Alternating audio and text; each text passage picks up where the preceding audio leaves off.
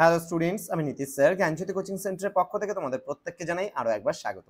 তো স্টুডেন্টস, আজকে আমি তোমাদের সঙ্গে আলোচনা করব এনইপি 4 ইয়ার আন্ডার গ্র্যাজুয়েট প্রোগ্রামের অধীনস্থ যে সমস্ত ছাত্রছাত্রীরা নর্থ বেঙ্গল ইউনিভার্সিটির আন্ডারে বিভিন্ন কলেজগুলোতে 5th সেমিস্টারে মেজর বেঙ্গলি নিয়ে পড়াশোনা করছো, তাদের জন্য আজকে আমি মেজর পেপার 10 বেঙ্গলি থেকে যে তোমাদের প্রথম যে ইউনিট রয়েছে সেখান থেকে আমি ছোট গল্প কাকে বলে এই নিয়ে আজকে আলোচনা করব। ক্লাসটি শুরু করার পূর্বে তোমাদেরকে বলে রাখি, যারা এখনো পর্যন্ত আমাদের চ্যানেলটিকে সাবস্ক্রাইব করনি তারা অবশ্যই চ্যানেলটিকে সাবস্ক্রাইব করে পাশে থাকা বেল আইকন অল প্রেস করে রাখো, যাতে নেক্সট টাইম থেকে কোনো ভিডিও আপলোড করলে তার নোটিফিকেশন তুমি সবার আগে পেতে পারো।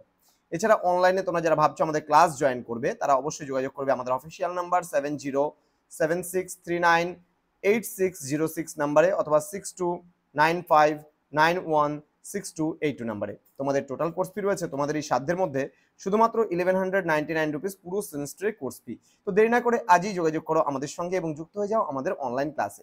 চলো শুরু করছি আজকের ক্লাসটা ডিটেলসে। ছোট গল্প কাকে বলে কি বলেছে দেখো, ঊনবিংশ শতাব্দীর ইউরোপে এক অত্যাশ্চর্য সাহিত্যরূপ হিসাবে উদ্ভব ঘটে ছোট গল্পের।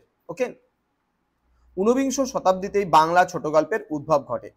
রবীন্দ্রনাথ ঠাকুর বাংলা ছোট গল্পের ভাগীরথ, তিনি প্রথম সার্থক ও প্রধান শিল্পী কিন্তু ছিলেন।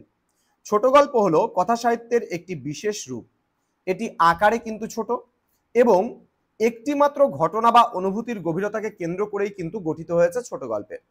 এবং ছোট গল্পের সংজ্ঞা নিয়ে সাহিত্যিকদের মধ্যে অনেক বিতর্ক থাকলেও সাধারণভাবে কয়েকটি বৈশিষ্ট্য দ্বারাই কিন্তু এই ছোট গল্পকে চেনা যায়। কি এই বৈশিষ্ট্যগুলো? প্রথম বৈশিষ্ট্য হচ্ছে সংক্ষিপ্ততা। ছোট গল্প আকারে কিন্তু ছোট হবে, যা অল্প সময়ে পড়ে শেষ করা যাবে। বলছে এককেন্দ্রিকতা, একটি মাত্র বিষয় ঘটনা বা চরিত্রের উপর গুরুত্ব দেওয়া হয় ছোট গল্পে। তীক্ষ্ণতা, বলছে গল্পের শুরু পরিণতি এবং ভাষার ব্যবহারে একটি তীক্ষ্ণতা থাকবে এখানে। অখণ্ডতা, গল্পে একটি নিজস্ব সম্পূর্ণতা থাকবে যা পাঠকের মনে একটি বিশেষ অনুভূতির সৃষ্টি করবে। তো এই ছিল আজকের ক্লাস। তোমাদের 2 অথবা 3 নাম্বারের জন্য এই প্রশ্নটা খুব গুরুত্বপূর্ণ। তো যারা এখনো আমাদের চ্যানেলটিকে সাবস্ক্রাইব করনি তারা অবশ্যই চ্যানেলটিকে সাবস্ক্রাইব করে পাশে থাকা বেল আইকন অল প্রেস করে দেবে, যাতে নেক্সট টাইম থেকে কোনো ভিডিও আপলোড করলে তার নোটিফিকেশনগুলো তুমি সবার আগে পেতে পারো। তোমাদের উজ্জ্বল ভবিষ্যৎ গড়ে তুলবো আমরা, এটাই কিন্তু আমাদের প্রতিশ্রুতি।